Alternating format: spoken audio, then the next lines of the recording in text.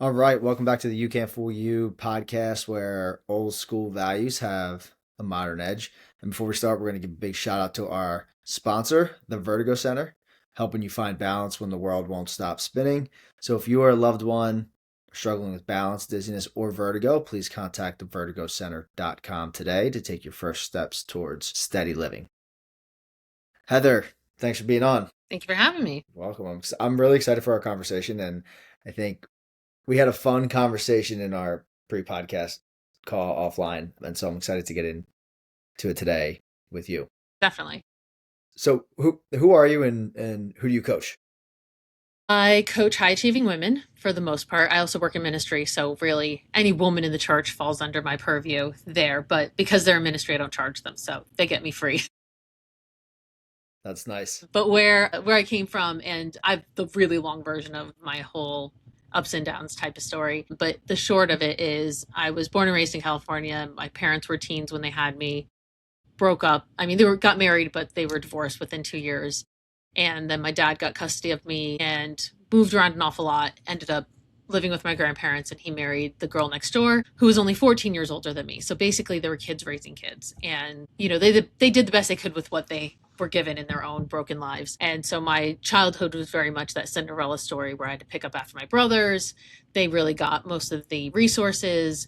I was kind of put on the back burner. And throughout my whole childhood, I was taught to put on, and most of us were, especially in that time period, there's a version that you tell everyone is happening at the house, and you don't talk about what happens in the house, and it stays in the house. And at least in mine, but for the most part, I think most of us grew up that way. It's not as open and vulnerable, I think, as we are in our normal world. And so carrying that weight really hit home and hurt me a lot by the time I was a freshman in high school. And from being very athletic on swim team and just in sports, to my stepmother kept me from seeing my best friend because she wrote a letter to me back before email, the dark ages, if you guys can imagine that. And she said something not so nice about my stepmother, and she was like, you can no longer be friends with her. And so that summer I found my first coping mechanism, which was food. And when I if I was on the seafood diet, if I saw food, I ate it. It was horrific. And so I went from being athletic to being one of the 5 overweight girls in my high school in California, where some of the girls in my high school were on the covers of magazines. Talk about, you're already insecure as a Yeah. teen, just pile that on. So really depressed throughout high school, but I really focused on, I went to school in Silicon Valley. So I was in like Nerd Central. Actually, a lot of the IBMers were their friends, their kids were my friends. And so I was like, well, if I'm going to get out of here, I need to get to college. And so I focused on schoolwork. And despite depression or feeling suicidal, I'm like, going to push my way through it. And growing up, my parents were entrepreneurs. They're self-employed. I was a neighborhood babysitter. So I've been self-employed since I was 11 years old. So it's kind of been my MO my entire life. I know no other way. I've tried to work for other people. It does not work. So if any of Doesn't work. you out there understand that, you understand where I'm coming from. So I graduate high school. We end up moving cross country to New York, where my stepmother was from. I got into college, left home at 17, no car, no driver's license, and bootstrapped my way through college. And I met my husband my first year of college. We started dating my second year, and we're still together now. So if you need any relationship advice through the ups and downs, I have plenty to give to you. Good. We're gonna get into Yeah. that today for sure. So what was interesting is he was an entrepreneur. He's like, well, I'm running a business. Are you up for it? I'm like, rolled my sleeves up, but I know this. I got this. And so I was going to school to become a school teacher. And so mine was a stable income. His was obviously the ups and downs that comes with being self-employed. And he ran an MMA gym in the late 90s at the birth of what's MMA, UFC, Brazilian Jiu-Jitsu. And being overweight, now I'm like, I have access to like this really cool new art. Like I've always kind of had that boy mind in me. I like playing football and all that fun stuff. So I was like, great, this is awesome. And so Yeah. really dove into the business, and he wrote instructional. So we really were on the forefront of instructional DVDs and books before like YouTube even existed. We're talking early 2000s. Yeah. And really publishing in that industry before even the Brazilians did. So he was on the forefront of that in that founding time. And so we built that business up so much that I ended up being able to leave my teaching job by 2010. And New York teachers make decent money. So we did very, very well. We had Yeah. millions of hits. We had 3 locations, 400 members. Like we really pedaled to the metal. Through it all, though, I picked up alcohol for the first time in 17 in college, where most of us who go to college understand that college experience without going into details. The problem was I left college and my behavior got worse when everyone else kind of settled into their jobs.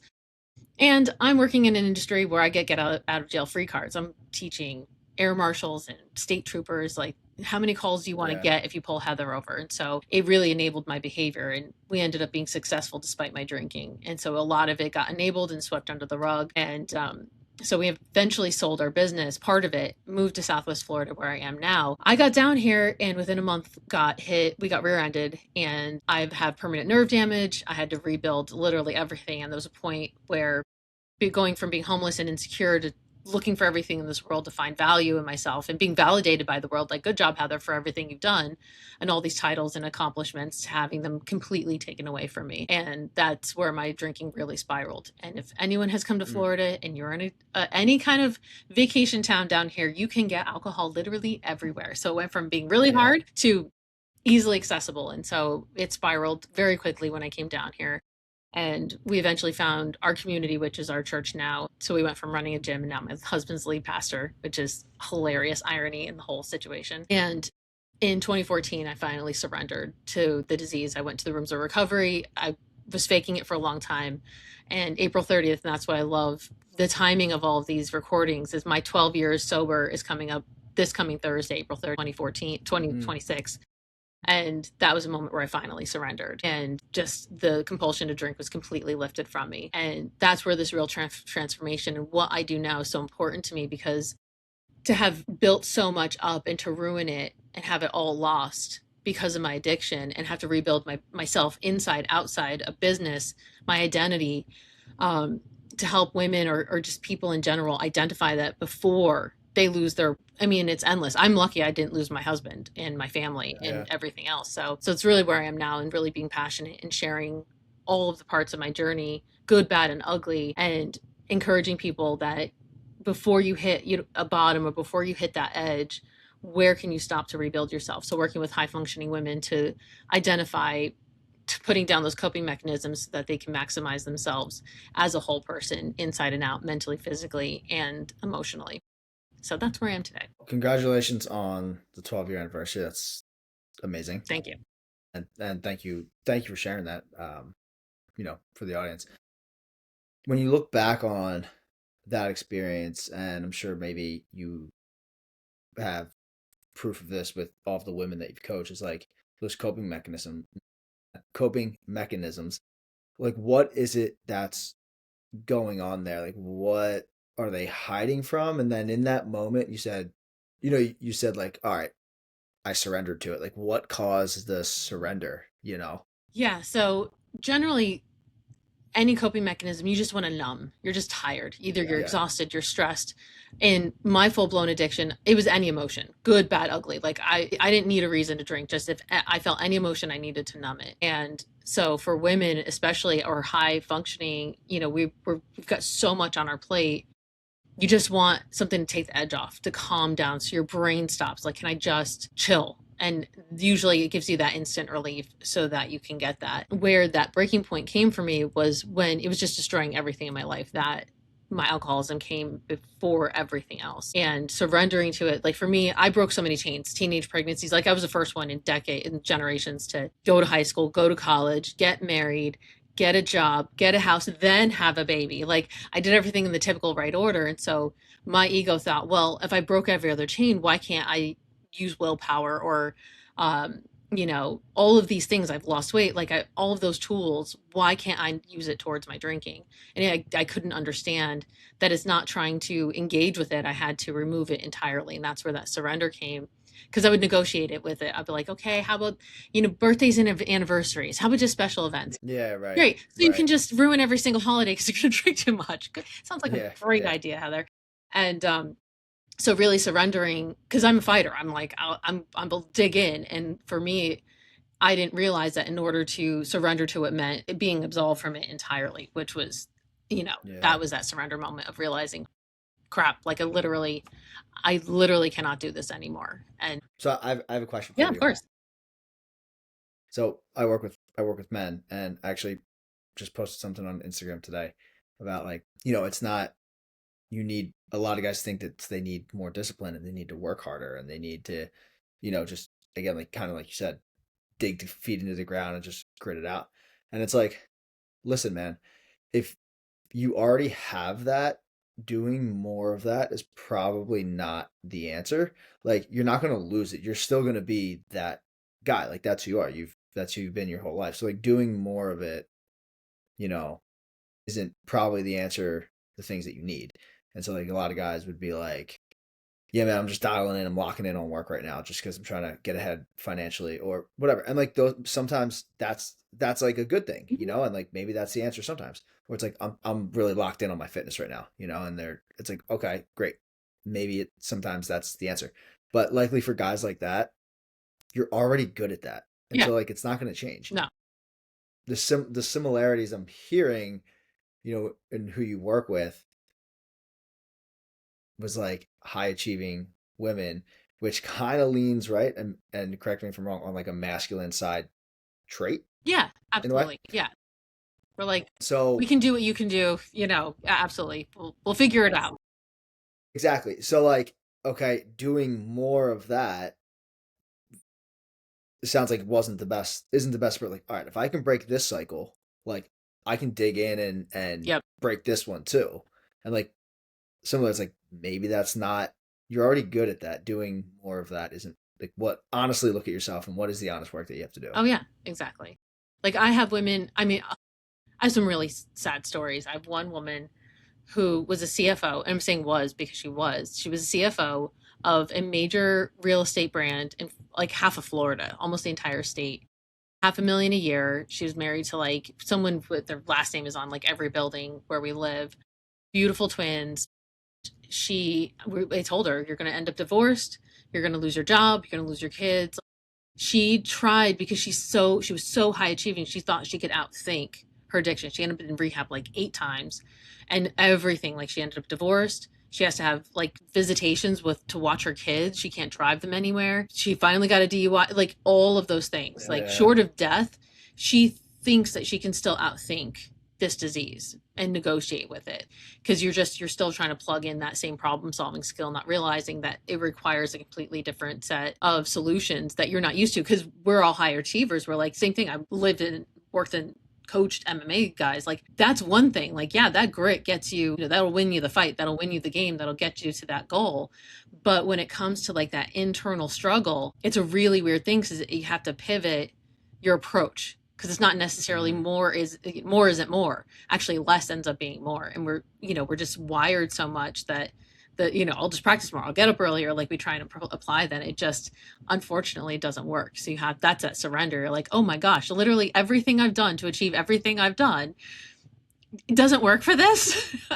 Like Yeah. it blew my mind, and so that's yeah, it's crazy. Are women today struggling with leaning more into that feminine side, like, and not focusing on the so much of the achievement and more and more and more, and being a boss girl and career over family and It depends on the stuff like woman. that? Honestly, it's Yeah. woman to woman. No, I have ones who their main goal is to be home and homeschool 5 kids. Others Hmm. want 5 kids and they want to be a boss babe. Like it literally, I think where the freedom lies now is that women have the choice to be any version of themselves that they want to be. If they want to go in corporate and never get married and never have kids, they have the freedom to do so. Where before, I think they were locked into. I mean, you look at 50 years ago, women couldn't even buy a house, get a credit card Hmm. without their husband or father. And so here you have women who can like basically become Fortune 500 billionaires and the sky's the limit. So that's really Yeah. the difference that I see. I don't think it's more of a masculine or feminine. I think it's just a freedom for women to, and or men, for everyone to kind of choose. Some men are like, I want to stay home and take care of the kids. You go make the money, So it's kind of this new, interesting freedom of where everyone wants to land autonomously that works for them. That's Yeah. been very interesting to observe. Do you feel like there's a certain narrative around it that's being pushed, or there's like a common, I guess, pain point that people come to you with, like that they struggle with? Well, the pain point usually is they feel stuck and they can't figure out what it is. And everyone's is a little bit different because I always say everyone has slightly different chemistry with that, whatever combination of mental illnesses, upbringing, past Yeah. trauma. Like everyone's kind of like, everyone has the same five things, but how they got there, their journey is a little bit different. So it's going to be a different color of each one. So usually it's kind of, for women, it's just chaos. They come to me, they're like, everything's a mess. I don't even know where to start. That's usually the biggest pain point. And they're just like, my kids are in three different directions. I'm losing touch with my husband. I don't know if the last time I ever sat down and had a meal. Like everything's just a complete and total mess. And so, or even a single woman, they're like, I'm working too much and I have no time for myself. So it's really, everything's just kind of at an edge and they just don't even know where to begin. So that's where I kind of joke that I'm a professional chaos coordinator where I can kind of look at everything Yeah. and go, okay, this is your now problem. We'll do this, this, this, and this. And then we start building those blocks of one foundation. Same thing in training. You're not going to like, at least in Brazilian Jiu-Jitsu, you're not doing a flying armbar until you can do a proper sit-up. Like you're not going to run before you walk. Yeah. So you have to teach the fundamentals. We need better time management. So we start with like really, short, tangible goals and foundational habits that we can build upon it. Because I think the biggest problem we have right now is everything's a quick fix. Everyone can be the president, which is not possible. Everyone can be Yeah. anything that they want, and everything should come fast. And I think that's more the illusion that we're under, that we create that false sense of expectation and pressure as male or females that is kind of, causing undue stress to try and get to those things so much faster than we may not be able to, or we are. But I think that adds a lot of that just pressure of I should be here, so I should Yeah. have done this, right? All those unnecessary, expectations. Yeah. How often, since you do work with high achievers, is it like you're bringing them back to like the basics and Sometimes. trying to get them to do the basics is so hard because you're like, this is so easy. It's like, well, is it? Yeah. Yeah. Is it that easy? I don't know, right? Well, that's Because what happened like, in my sobriety. I'm like, my sponsor was like, girl, you are going to go work at Kate Spade part time. I'm like, with high school girls working and fighting over commission? Are you kidding me? Like, oh, I had to humble myself so much. That was probably the worst job I've ever had. I'd rather go back to babysitting 11-year-olds. Like, I don't even, that's way easier. But to navigate the beehive that is female retail, let me tell you, I don't recommend that for anyone. yeah, But yeah, it was basic. It was like, get up, suit up, show up, listen to a boss. Cause I was used to being my own boss. Like I have to go and like learn all new instructions, get along with these people. So yeah, they're so used to being at these like big tables and being the big decision maker that to go back to grassroots, it's like, well, obviously something's broken in the foundation that you feel stuck. So yeah, definitely that, and that's where that overthinking happens, where I'm like, I've already achieved all this. Why can't I just stop drinking? Or, why do I have to go back to basics? It's like, well, because clearly you don't have them. yeah, right.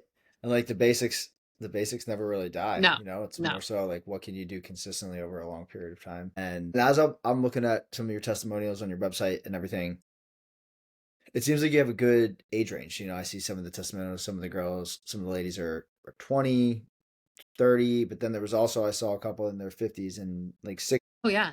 What are the similarities between that? Because like I would imagine different stages of life bring the different things. Like okay, maybe you're young and in your 20s, maybe you're trying to figure out how to date, and that's important. But then maybe you are divorced and have a kid, but now you're trying to date again, or it's like the pressures of being a mother and a wife. Like different stages have different, I guess, challenges. But what are the common like if you were to dial that in? What is the main common theme that's like? This is pretty relatable for all women that they could be like, yeah, no, I went through that. Okay, I get that. It's really getting back to the center of who they are. They kind of Mm. lost themselves along the way. And, that's pretty much the main thing. Because whether I have a lot of women in recovery, a lot of people in ministry, but the biggest thing is trying to figure out who they are and what they want to do to be like that person that they know what they are inside. Whether it's Yeah, like someone in their 20s who wants to start a business and what direction am I going to go in life? And then I also had the same 20 something year old where she was getting married. The other one's like just barely dating, but the biggest thing is always just figuring out who they are and getting in line with that. And that stage happens. And as you saw with the age ranges, I have women who literally just got sober. They're dating for the first time sober in their fees yeah, and living life on life's terms. So it's usually just really getting back to who they are as a person. That's the overlying theme with all of them, is like, okay, where did I lose myself along the way? Or where can I find myself? Because I'm just now on my own discovering who I am. So really it's more like finding their own identity and making that line and match up with where they are in the world and not lose it again, really. Yeah. So if I'm sitting here and I'm a woman and yeah, you know what? That kind of sounds like me. Maybe I want a relationship, but I don't have one, or I've been working this job and it's causing me a lot of stress, or whatever it might be, and you kind of feel lost and not super aligned with yourself. How would you tell them to start? Because like finding who you are, it's not like a tangible thing. It's not like you can like reach out and feel it Yeah. and like put a t-shirt on Hmm. or and it like fixes it. Like how do you start Well, that work? everyone has something that they're going through, haven't dealt with, unless you have to. Like I had to deal with my sobriety. So most people, it could be, okay, have you grieved the loss of your grandparent that you just experienced, that you had? Like where I Mm, really, it's probably where their biggest pain point is right now, that has realized that came to realize that they're stuck or overwhelmed. And then we work back from that and really, okay, where did this start? So we have to do a lot of like kind of backtracking, and for most people, and so they know, a lot of women, so they know, I take what they went through to build a movement forward. But I always, and I had to do this for myself, go through therapy and really clean out the baggage of your past and like really clean it up. That's where usually you find a lot of your identity. And so for young women, it might be, I didn't know I was ADHD. I didn't know I had this learning disability, or I didn't know I had this. So now how do I build myself from here? So really, that's why I really like the concierge and or my community, because everyone's coming from a different angle. And I kind of have to dive into your life. Like, how were you brought up? Like one girl, like, she was homeschooled, and I had to give her advice on how she approaches college, because she wasn't given the mm, same tools as a yeah. normal secular person in a normal high school. So it's really very concierge in that sense, where it has to be one-on-one to help them understand who they are and their goal, and get in touch with that. So it's a lot of self-reflection, a lot of introspection, and really Yeah. ask the why, the why, the why, the why, and start breaking that down, instead of, what did your parents think you wanted to be, like, and kind of removing the noise of the world, and really having them focus on who they are and what their passion and purpose is, and digging into that. That's where they can start. That's where the seed is, and then we can start blooming from there. Is that hard for women to do? Yes and no. I think not as hard. I think once they find a confidant, it's like, okay, done. Like it's literally, it pours out once you find the right Yeah. connection. And that's been Yeah. beautiful for me, is like, okay, let's go. And it's almost like a superpower. I have more of a tough love, hard approach kind of female. I'm like, listen, do you want me to tell you what your problem is, or do you want me to ask you 100 questions and we waste all that time?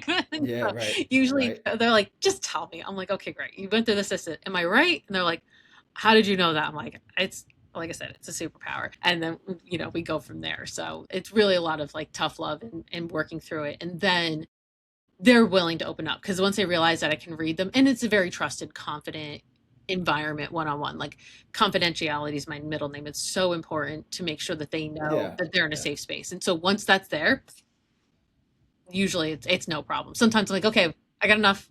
Let's backtrack. Yeah. We can pick up tomorrow. Yeah. It could be a Yeah. I mean, I think some of the differences like with men is like working with men's more of like you're peeling an onion. You have to really build oh that they're yeah, not just gonna like open up, even if they feel good. Like they might give you something, but they're leaving out yeah. some Like, look things over there. too. Yeah, because it's like, I guess in a way it's like in some aspect all of the guys are like competing with each other. It's like, oh, Women I don't too. want I don't want to Yeah. I don't want to give him too much because then Yeah. he knows Yeah, or you're going to use he it knows against that. me, or like, yeah, I don't want you to see the inside. And I think for men, and this is what in my, like I said, observation of living in a locker room basically for 20 years, men are actually more emotional, I find, than they let up. It's just society doesn't let Yeah, a hundred them percent. be vulnerable. And so that's really where it is. It's funny. It was, my daughter's 21 and she was joking. She's like, I think men fall harder faster than girls do, actually. They're just afraid to show it. Yeah, And so, and that's really kind of sad, because that's in there, but they have to put that persona on. Same thing like women. It's like, well, I have to be a good wife. It's again those expectations of this version, this macho, like this masculine version they have to show that, well, how can I be that vulnerable? Why am I going to tell this guy this stuff? Because I don't want to be a sissy. I don't want you to see me cry. Yeah. Like I'm not going to cry in the field if I'm hurt, let alone like upset because my girlfriend broke my heart. But in ministry and seeing, even in recovery, when you don't deal with those young, it actually has a more adverse effect, I think, for men in the long run because it's so bottled up. And that's where I can personally relate because I'm almost more like the dude in the relationship sometimes where I stuff my emotions. I don't want to deal with it. Like, Yeah. I'm just going to put it over there. And that was more my survival tactic. And then it'll come out sideways. And I'm like, oh, I have to actually open that up. And the same thing with men. It's like, I'm just going to put it here because I have other stuff I have to do. The emotion's not important. And then all of a sudden they're angry. They don't know why. It's like, well, you have like 10 years of unresolved emotions because your mind isn't a muscle. You can't muscle your way through emotions. They have to, Yeah. they're going to surface some point or the other. It's just they don't have the permission necessarily to do so, in my opinion. Yeah. And for like men, a lot of that comes back to like shadow work, Mm-hmm. which a lot of men don't do because it's a little confusing. It's awkward and can be scary because you got to actually confront those things. But I look at it as like a hand, like you put your handprint and the print of the hand is like your adaptive self. That's who you've adapted yourself to show to the world, right? And then you have your authentic self is Yep. like who you actually are. Yep. And then the further away that they're separated, the bigger the shadow, Mm-hmm. and that underlying like controls your behavior. We want to try to just Make them line up. get them as close as we can. Yeah. It's not going to take the shadow away. We don't want to criticize it or judge it, but it's more about like being aware that it's there and how that controls your behavior. So like one of the guys where like and he articulated it so beautifully by the end. It was like whatever it was, do one thing, he freaked out, right? And then he sees something the kids didn't do, freaks him out, but it reminds him of the thing that he didn't do, right? And then that brings on shame, and not understanding that shame leads to his His anger at outburst. Yep. the kid, Yep. but Tell him it's we're like it has yellow nothing. black, and you're like, Yeah, really? and so like and I think a lot of guys can. It's like, why do you get angry? Or it's like, well, it's shame, but you haven't dealt with the shame or understood or recognized it, and that's controlling your behavior. I think that's important, and like even that work is hard to do. It's hard to do, and it's Oh hard yeah. to do by yourself too. Oh yeah. I You need mean, someone you to catch your definitely, blind spots, and that I yeah, tried to go without coaching for a while, and my husband's like, "Go back to your coach. You were so much better version of yourself when you had someone just catching my blind spots." Because even in a relationship, like I said, I'm going on almost 30 years together with my husband, married 24 this year. We've learned you can't be that for each other. You can give them the advice that they need, but everyone needs someone else who's not emotionally attached to help you catch those blind spots and trust it so that they can help you look at it without it causing an argument so you can go back and yeah, approach the situation more appropriately. And that's what I find is so important in overall growth and work and being open to doing that. And even that's been growth for my husband is like, okay, go ask for help. It's hard to let people in and trust them with all of that internal stuff. Like, what are you gonna do with it once I tell you who I am or the things that I've done? Yeah. yeah. Let's talk about relationships a little bit. I feel like a lot of the narrative maybe that you hear either on podcasts or what people are talking about is kind of pushed is like either on the guy's side, it's like, hey, that lone wolf, you know, get it done yourself. Then on the female side, it's like boss babe, work, work, work. Where like in a relationship, those two kind of personalities are like that's kind of tough. Hmm. The idea of surrendering yourself to your partner or the person is like kind of what makes the relationship work because you need each other, and like that's a good thing.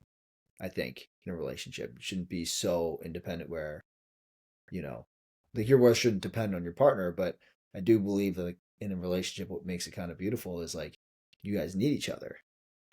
Talk to me about that. How do you create a good relationship? What goes into it, and what are because I feel like relationships are kind of like a hot topic right now, or Oh, like entire. dating in They always general. It's like, are, but as long as we're human. yeah, But I. it's like everybody loves that topic. Oh yeah, because it Honestly, I think the healthiest thing that we've ever done for each other is knowing, taking turns. Like right now, my husband's a stable one. He knows I'm out starting a new business. Like when I was teaching, I've even gone through different, we go through different phases. And I think when you have someone who's a balance, like people think we're very similar, but we're actually very opposite, which is actually very funny in a complementary way. And knowing how to bring the other person up to their fullest potential. I think a lot of relationships lack that because they're so afraid of hurting the other person's feeling by being honest. Yeah. If you're being angry or you're lashing out, or like even with women, it's like, is it that time of the month? Like I need to back off. But having those proper conversations as to where you're going, and it evolves over time. Like I say, we're in like the middle age time, and like middle age relationship, and is not for the faint hearted. You need to double down because your body is betraying your mind. You just, and I know it's a cliche, but communication is so much the key. The more you can talk about something, the more it makes it less taboo, it makes it less fearful, and to be in touch with where you're changing and the other person is changing. And I think if you have someone where you understand who they are, uh, and understanding if they're going through a hard time, it's that constant compromise. So it's like if your wife just had a baby, like there's going to be a complete change there, or a job change, or just life. Like you could lose a parent, move towns, like wherever there's transition, is working together to figure out as a team, divide and conquer. It's funny now. It's Yeah. like I go home, my husband, he's taken on doing the laundry. He's like, I know you hate doing laundry, and so he's so much better at it. He's way more OCD. Like I don't care. I'm actually the messy one. I come home and that's all done. But years ago, it's like you kind of have to be open to, it's not a male or female role, it's a human role. How do we in a relationship attack the world together to get this accomplished as a unit, as opposed to us, me versus you, and us versus, it should be us versus them, not even versus, but how do we achieve this goal together as opposed to fighting one another in that. And so I find when people don't communicate as much, or those changes happen and they're not talking, it just creates so much more of a drift. And that's why I say middle age Yeah. is so difficult, because the hormones are changing, your expectations are changing, you're either closer to retirement. It's a huge transition. And so that's where unfortunately, that's where you see a lot of the drifting in relationships, is just not learning how to find that ebb and flow with your Yeah. significant other. Yeah. Because like I think the word that you said was great was expectations. Hmm. Like, hey, if you want that more traditional style household, like there's nothing wrong with No, that. If like you do wife you. does the cooking, she's gonna clean, she's gonna fold the laundry. Like, okay, as long as it's communicated, then that's fine. But if nobody communicates with each other, then like when something's not done, like one person's gonna get pissed off. It's like, Oh yeah, and then the wife will nag, like, and you're all, supposed to take the garbage out. It's like, when did you ever, like, did we have this conversation? Like, when was that? yeah, When do we divide yeah, up and the like chores and decide who's doing what? Like, okay. and guys do not like to be nagged. Oh, no, neither do women, by the They do way. not. I don't. I Yeah, can't. I will someday write a book. Don't nag unless you want to lose your man. Please yeah. stop. Please stop. It's the Don't worst. nag. Don't nag. Positive reinforcement. Yes. Um, and then like when it comes to communication, like a lot of those, if it's uncomfortable, it's like you probably should talk about it. And then how do you go into so like in any number of uncomfortable conversations that come up in a relationship, it could be anything really. Like what is the best way to have those conversations? Because like sometimes they're so uncomfortable. It's like I do not want to have that conversation again. And Yeah. we either like really screwed it up the first time, or like, all right, how do we like? What is the best way to go into a tough conversation When you're not in the heat of with your it, partner? never at night, never after anyone's been drinking. Mm, Go to yeah, bed. Nothing good ever happens at 10 o'clock, after 10 o'clock, if anyone's had any drop of alcohol. Just go to bed and just say, I understand this is an issue. Let's go to bed. We'll talk about it later. Like, I find the best way, especially when we're doing couples counseling or different, walking people through these things, and even ourselves, find a very calm, neutral time to have the conversation where you're not hot off of those emotions, and say, okay, let's have a conversation. Like, we know this is an issue. Let's find a time and a place where we're both calmer and clearer to go and have this conversation, knowing that the expectation is to talk about it, so that no one's coming in being attacked or not. Like, you both know you're coming in to have that conversation, which makes a huge yeah, difference, as opposed to it comes up, it blows up, and now the whole thing's out of proportion. Because like, it was something come up with my daughter, and she's like, this, that, and the other thing. I'm like, okay, I'll have that conversation with dad at this particular time when it's appropriate. Like, and so it's really finding the safe times, to find it. Even, I've a young couple, they have 3 kids, and the husband was going back to school, and she'd have to have tough conversations. I'm like, okay, after the kids are bed, or, like, find a time that you can either get a babysitter. Like, it's really carving out the time to have those conversations, because then they're calm and everyone can come and know that they're being heard. And another tool too is giving each other a time limit so that it's even. Yeah. Like, you get 5 minutes, I get Yeah. 5 minutes, you get 5 minutes, I get 5 minutes. Otherwise, it's a one-sided conversation, which never works. How, in theory, though, right? Okay. Yeah, that makes sense. Let's have, when the emotion is not there, you can go into it calm, but it's also very common that, okay, you do that, and as soon as the conversation starts, the emotion goes right up, and you're like, oh man, Yeah. here we go again. Well, then that's the You point know? at which I suggest it's time to bring someone in. Whether Yeah. it's a coach, it's a neutral party. I don't, obviously we run a church, so we have couples, like we just married the couple last weekend. The soon to be husband had an issue. He talked to my husband about it. She'd have an issue. She'd talk to me about it, and we helped them navigate it. And then we met with them, the 4 of us together, as a married couple, helping a newly married couple walk through all of it. And so it helped diffuse the situation, knowing that they weren't alone in that situation. So sometimes even a group counseling session, any kind of place where you're not the only one with this issue, it kind of gives you a safe haven to bring down the temperature and the volume, to get better tools or different tools, to have someone, okay, pause the other person. Do you hear what the other person's saying? Okay. It's almost like you need a referee in the room sometimes.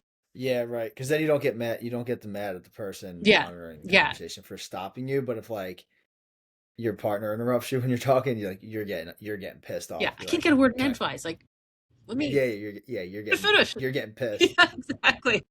And then I think another thing that's super helpful is, like, if something's bothering you, don't go right for, like, the character, and, like, assume, like go at sounds like a little aggressive, but I mean, like, go at the behavior. Yes. Like, hey, when you do X, when you come in and you leave your shoes there, it bothers me because it makes, like, you don't care about our home or whatever. Yeah. But don't say, like, hey, you're messy, like, because now it's like you're characterizing It's an them as a accusation messy versus person on their character or Yeah. something. So you feel like a the bad behavior- person. Yeah, exactly. Totally. Yeah. Yeah. That's generally a helpful frame to try and do it without being reactive. And definitely for men, we try to fix, and that does not work. No. Sometimes just listen. We just need to vent. Just listen. I know I've learned to say Yeah. that. I don't need a solution for this. I just want to vent the situation. And it takes a lot of learning to disclaimer that, or Yeah. I'm having a bad day. I just need to vent my day. I don't need to solve every problem that exists. I just need to vent it out so I can let it go and I can calm down for the evening. So it's learning a lot of those disclaimers. But the shoes is a perfect example. It's like, I'm not saying you're a bad person because you won't put your shoes away. I would just like you to put them away because I'd like a neat house. And that is, I've had those exact conversations in my home. Like, I'm just letting you know the shoes are getting out of control again. If you could clean that up, I'd be really appreciative. And then there we go. But at one point when he wasn't talking about, it turns into like a mountain out of a molehill. And that's where I think most relationships is the tiny things that start to piss you off that you don't deal with, that all of a sudden it turns into a volcano. And, you could avoid a lot of other things. And now you're accusing the person, and now they're like feeling attacked as opposed to a little tiny stuff. Yeah, exactly. That's definitely not a good place to be. Yeah. And most of the time I find when that's happening, I learned this in recovery, what are you not looking at in yourself that you're taking out on other people? How dare you make me look at me? Yeah, right. That's a huge one. So. Oh yeah. Right. Point. If you're pointing the finger all the time. Yeah. Like, okay, what pissed me off today that I'm taking out on the rest of the house? Like, they're like, oh, mom had a bad day, or dad had, it's like, and knowing that, like, I think being more observant, and I don't know how in your world, I know love languages like started in the Christian world. Now it's literally in commercials, which is like the craziest thing, but it's not wrong in the sense of understanding the way that your significant other receives their love, or like their tics, I'll know by tells if my husband had a bad day or not, because he's a pastor. You know what I mean? Like, oh, we had a bad day. I'll know. I'm like, okay, I need to calm down or make sure that I, like it's really being more observant of the other person in where their ups or downs are and knowing where to, introduce yourself, or if they like acts of service or, words of affirmation. If you're not, I'm not good at words of affirmation. So I'll have to remind myself, write a card, send an email, send a text, but it's really being reminding yourself of how to make sure that that person receives that you love and Yeah, care about that's them. no, that's good because a lot of times, I mean, I can be guilty of this. Is that your you portray your love language on them thinking that, or your partner that thinking that they are going to like that. So if it is acts of service, hey, I like acts of service. I'm going to do an act of service for my partner. It's like maybe that's not It's not yours. there. Yeah. Yeah, Like and so now you have to like I'm a perfect agree. gift giver. And I'm like buying my husband all of his favorite stuff at the store. He's like, thanks. Yeah, right. I love you. And he's like, I know, but could you tell me you love me more often? Like, Yeah, I'm right, buying my right. And I favorite think bread. that's Like, just tell me you love me, so it's a perfect miscommunication where you think you're trying and you're missing one another, which is really, it can be comical, but it yeah. causes. It can cause problems for sure. But I also think like again, how you choose to view the situation is huge because you could, all right, maybe like I don't know, in order to get better at fighting, like you got to fight, you know? Yeah. So Yeah. like Practice. okay, so Yeah. yeah, so like Yeah, you can't like I don't know, you can't get a don't roll to get avoid better. it. Like yeah, you got to practice the thing to be good at the thing. So yeah, So exactly. like it's just like man, this is a great opportunity for us to practice fighting or like I mean, I don't know, you could choose to view it like that. It's definitely gonna make the situation way better how you feel about it than saying, man, we got in a fight, like we got a lot of problems. Which may be true, but the perspective on how you view it, like definitely I think makes a huge Yeah, difference. Like entirely. framing. Like you just gotta understand like it's gonna happen, Yeah, you know? and I think as often, because we get caught up in life, and I think any chance you can get, because we're so busy, we're going in so many different directions, is to learn and still continue to carve time out for one another is so essential.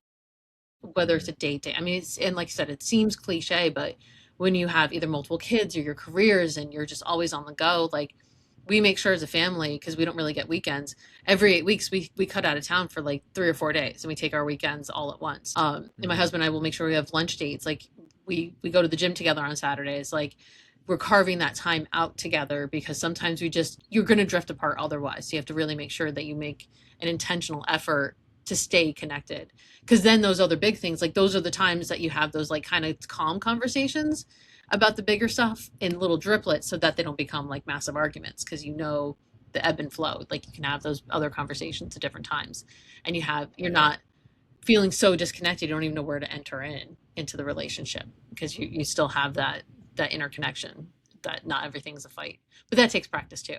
you know the young ones are easy, like hopefully they don't lose it, but most of us in long-term relationships, you get stuck in a rut. You're like, oh wait, when did we why did we stop doing that all of a sudden? Yeah. Yeah, you kind of forget. Yeah. So what so then if that's happening, what's the best way to get back on track? Is it a conversation? Is it Conversation, yeah, fun. Usually like a date, a set time to spend time together. And whether it's, yeah. budget wise or whatever, it can just be like, we're going to go for a walk around the neighborhood after dinner on Friday nights. Like, find an entry point that makes sense for both of your schedules to reconnect. And the best thing is before it gets too far out, like find those times where you can find that time together, and, make sure you're doing that. Because in my opinion, especially because usually most people have, there was you before there was anyone else. So what was that Mhm. spark that brought you two together, and where do you reignite that, and make sure that you're carving that time out so it's just the two of you, because once the kids are up and gone, it's back to you two again. And that's where I see a lot of relationships fall apart, is in the empty nest. They drifted so far apart just doing their roles, they forgot to stay connected throughout the whole situation, that they've been so far apart doing a routine that they don't know how to reconnect anymore from the beginning. Yeah. To have a good relationship, do you have to be similar and have a ton in common with your partner? Wait, I didn't hear the last part. To have a good relationship, do you need to have a lot in common with your partner? I don't think so. I think it's a lot of Okay. chemistry. I think in common, I think it's more of a balance of your relationships. You know, one person, usually one person's really good at one thing, the other person's not, and you kind of fill in that void for one another. And that's really where that bond happens. You'll have some similarities or commonalities. I think the most important, if you're going to have anything in common, it's really what you expect out of life together. And so when, like, where do you want to live? How many kids do you want to have? Yeah. Like, who's staying home? How much money do you guys expect? Like, those really big things in life, though, that's where the commonalities need to happen. But aside from everything else, you can have different interests in life Yeah. entirely. Different hobbies and As long as stuff. your life expectations line up, I think the rest can kind of fall into place. Yeah. Yeah. What is the current dating market like? I wouldn't know. If somebody is trying to date right now, what advice would you give them? Personally, just be yourself.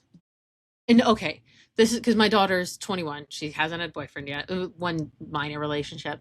The hardest thing is So there you go. You got the inside scoop I right do there. have the inside You're in scoop it. because Yeah. she doesn't want to do any of the dating stuff. Like she wants to meet someone in real life, in person, and not any of the dating stuff or any of because so many people can lie and get catfish and all the stuff that's out there.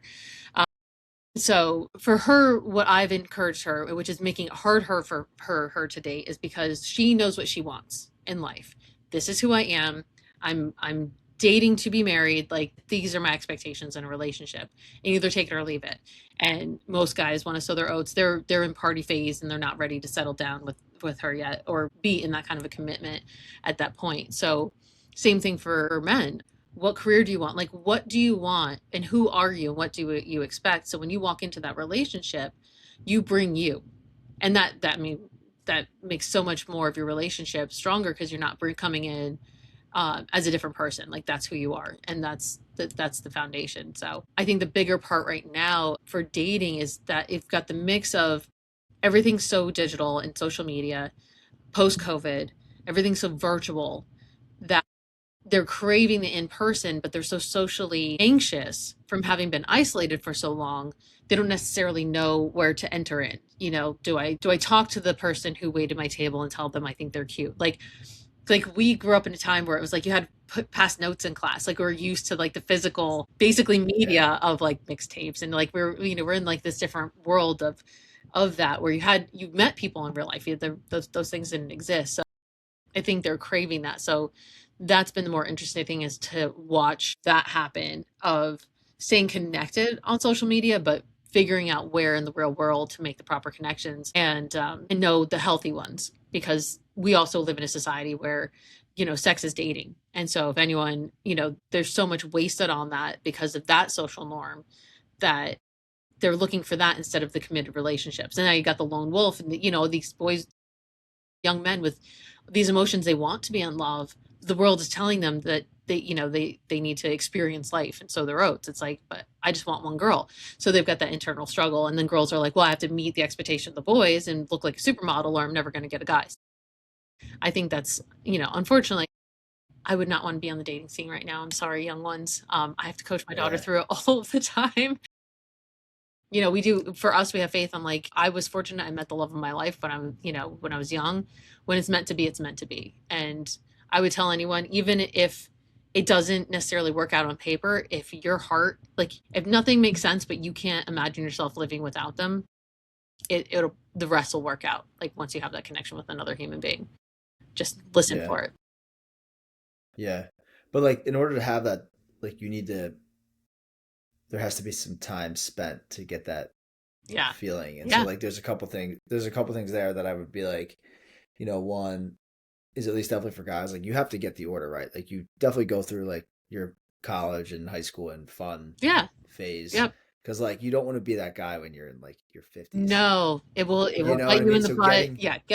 Know what you want getting the early. order right, Exactly. of like when you're gonna do the type of phase Yeah. that you're in, like Yeah. do that when you're younger, as opposed to you don't want to be the guy Don't delay trying to that. pull chicks Not at when all. you're 50 No. at the bar. No, that's gross. Like that's not cool. That's Southwest Florida. You don't want to be on that scene. Trust me, guys. Yeah. It's not And cute. then as far as like the digital, it's like now it's your first, I guess, perception of the person is like their picture. So the first thing when you walk and meet them in person, you're like, oh, they don't look like their picture. From oh, she looks better in pictures and not as good. Yeah. Like her Instagram looks good, but in Yeah. real life she's like not that Yeah. cute. And like that's kind of the game. Then automatically you're like less open because you're like, oh, she looked better. So maybe I'm not interested anymore. Yeah. She's already filtered herself. What else? What am I actually getting? Yeah, and I think maybe on both sides there's too many expectations where you box yourself in to the possibility of finding somebody just because of expectations. Of course, know what you want, but I would say a lot of that would be more centered around of somebody that has similar values that you respect, Definitely. Yeah. as opposed to I like girls, I like brunettes, and she's a blonde. Yeah. I can't date her. Yeah. It's like you're probably She's gonna go gray sometime anyway, so that's never yeah, that can be changed. But who you are you're in the really first closing yourself off. exactly, exactly. And I think, unfortunately, at this time, I think there's so much fear over who asks who out. Do I ask the girl out? Like there's so much of this weird stuff. Even like I said with my daughter, I'm like, just open a conversation. Say, hey, I think you're cute. Like we did in middle school. You pass a note. Do you like me? Yes or no? Like, why did we get away from just basic introductions to other humans? In that sense. So I think, unfortunately, for young men, it's the fear factor that it's almost easier to have the superficial relationships because you know what to expect in that, as opposed to starting a heavy relationship and putting yourself out there and being vulnerable and really opening yourself up to that relationship. And so it's very interesting, whatever direction that is, what that looks like. And we have so many broken homes. Like there's so little, Mm-hmm. there's too many good, bad examples out there. It's like, well, what does a healthy relationship even look like to know I've identified one? Like they could be in a perfectly good relationship with a girl and then let go because they can't identify it as a healthy relationship.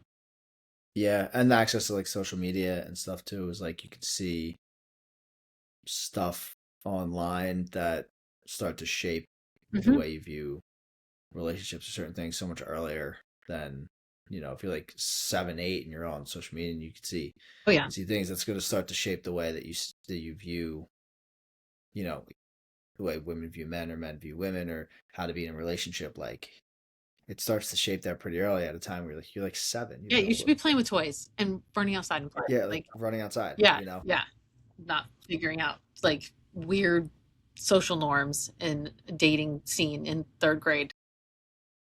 Yeah, right. But I do think like for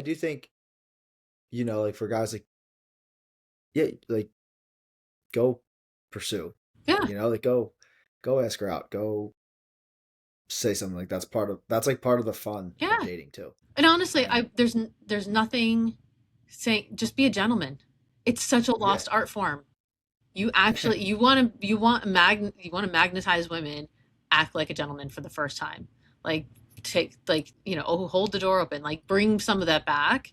And I think they women be very surprised. Like chivalry's not dead. And if they want to open the door for you, let them too. But at the same time, I think just getting back to, just that servitude, like I'm here for you type of thing. I don't know. I think there's something to be said for that. And then what are some of the things that women do that are like make it tough on men? It's like, oh well, it's all about how much money he makes or how tall he is, or like short guys have a tough time, or like, oh well, he oh, I dropped my bag and he can't put like he's a creeper, he looked at me wrong. Yeah. So like those types of things also stop guys from doing certain things. Maybe they want to, but they're too afraid because of like, oh, what if she thinks like I'm creepy or something. Then I would say move on. That girl's got enough problems. Yeah. As far as humans are concerned, they're ones that you should be with and ones you should not be with. And if you see a red flag on the field, just walk away. just Yeah. Get off the So like don't why climb the uphill battle? Like there's so much better for you if they're, because girls, some of them, and I'm gonna say some men are crazy and some women are crazy. Like some of them are not marriage material. And so your goal is marriage and you see a red flag, just get off the field, find a new one. yeah, yeah. I think what you're saying is like if you pay attention, the flags will show themselves Yeah, if you and just honestly, like pay for attention. men, I would say look beyond the superficial, like get off social media, look in your real world. Where is there a girl that she might be reading alone? Like just start observing the world around you. Is she walking her dog? Like, hey, what kind of dog is that? Like, and that's why when I was talking about post, pandemic, we've moved away from just basic communication as humans. That I think most men are more intimidated by attractive women, not realizing that they're actually like total dorks on the inside. They would love to just be asked out. They're like, why am I so like just ask me a question, be nice to me. Like, so I think everyone gets in their own heads, or will they like me or not? So it's a lot of that self-doubt from one to the other. So I would say don't necessarily look for the typical poster girl in person. Broaden, like, open the lens up, look a little bit wider Yeah, and see what else is out there. You might actually, and the thing is too, once you find that person and you love into them, they end up blossoming into an even better person than you thought they were initially. Not to say like you don't have to go for like ugly ones or hmm, whatever, that's someone that's not your type, but broaden your horizon as to what you're actually looking for, and you might be pleasantly surprised. And the courage is, unfortunately, so I think it's a lot of social courage to just say, hey, pass a note out in the menu or something like, hey, do you think I saw you. Here's my handle yeah. on social Or like, media. You saw me in real life. You know what I look like. Now follow me. you know, yeah, use it in yeah, reverse. right, Yeah. right. Leave your phone number on the receipt. Yeah. Like you said, Things her like that. handle, what I mean? It's a little safer they feel a little safer with the Yeah, Instagram DMs. Like, throw your handle on there and then at least you know what they look like. If there's a filter, like, oh, I already know what she looks like in real life, but give them that courage to do that. So, but, depending on everyone's situation is a little bit different, but I think just opening your eyes up and broadening your horizon of what it is that you're looking for, um, as a person with the looks, like the whole package. And I even work with, I mean, so many different age groups, but really, what are your non-negotiables? What are you willing to compromise, and what do you really want? And then once you kind of formulate that list of general expectations, it makes it so much easier to find the person that matches and that they'll present themselves with where enough of it, like we talked about, your life expectations start to match and the rest falls together. yeah, and just be open to having like conversations really too, because the more you talk to somebody, then like that also shapes how you view them too. The more conversations you had, if you get to know their personality, maybe there's like you wouldn't see that in their personality, but you actually like that just because you've had enough conversations Exactly. with that person. And sometimes it's not that person. They might introduce you to their sister or their other friend. You Yeah, you know what I mean? Because yeah, that networking too. with humans, like you never know who else like you're gonna meet through just talking to other people as a result. It's like Yeah, who yeah. And then say somebody is on one of the dating apps, like what advice would you give them? They're like, okay, yeah, I'll meet, I can meet somebody through that, but like, what advice would you give them taking that approach? I would encourage them to turn the apps off for a little while because it's almost like Yeah, that dopamine hit. You're feeding the visual cues as opposed to learning who the person is. I would say get into the real world, go to healthy places to meet people, like I said, a restaurant, a coffee shop, Barnes and Noble, a grocery store. I mean, like just normal places we all frequent, yeah, the grocery store. Yeah, and just have conversations with somebody. Not that you can't meet someone on a dating app, but more likely you're going to find a more lasting connection overall by just reaching out and talking to people in the real world. Because then now they live in my area. They're, like you start building those local connections as a result where anyone can say anything online. And unfortunately, there's a lot of predators out there. So if it's not working for you yeah, online, turn the apps off because they are their own addiction. It's like swipe, swipe, swipe, swipe, swipe, swipe, swipe. yeah, It's like shopping. You're literally shopping for humans. Like, let's just put the shopping app down.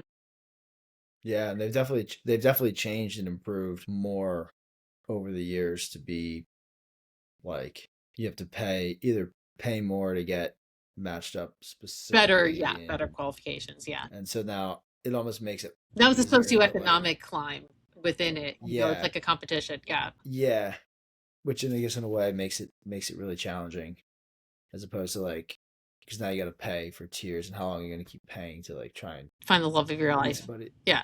Get your Yeah, head out of the gopher hole. Go to a bookstore. Like what and that's the thing, what kind of woman do you really want?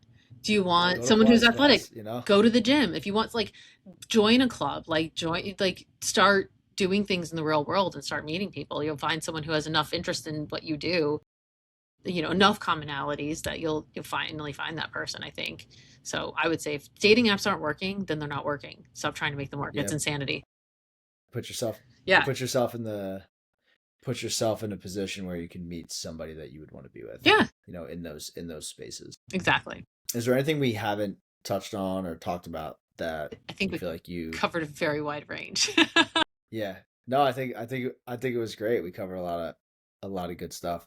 Where can everybody find you? What are you up to now? What can they do to stay in touch or reach out if they need coaching? Yep. So my website, heathersimco.com, everything's there. I think I sent you my link tree.